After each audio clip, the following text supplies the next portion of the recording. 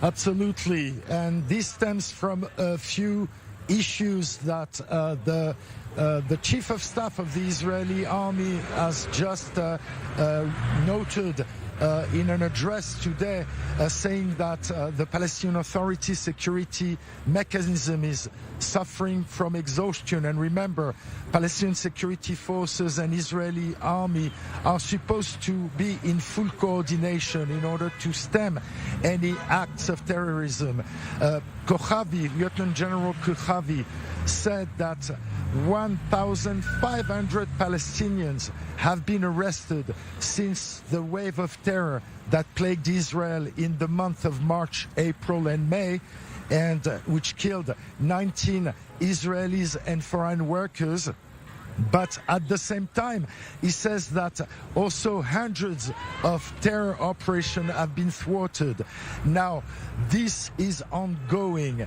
And today, as you mentioned, a Palestinian, a 19-year-old Palestinian, was killed in clashes with Israeli forces in a city which is about 30 kilometers in this direction between the West Bank cities of Nablus and Jenin.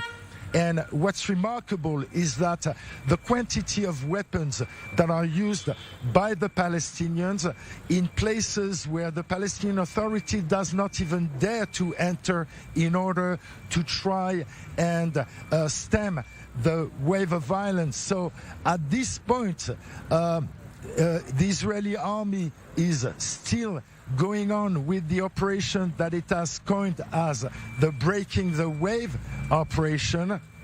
This operation endures nightly and daily clashes between Israeli forces and Palestinian militants. Most are armed either with improvised explosive devices, Molotov cocktails, or just weapons.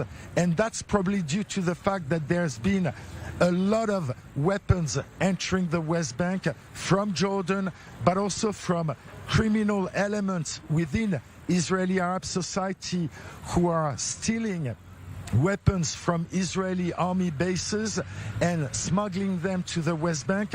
So in other words, this is the sounding of an alarm, in a sense, by Aviv Kochavi, just saying that the Palestinian Authority mechanism is exhausted is a dire assessment, Guy.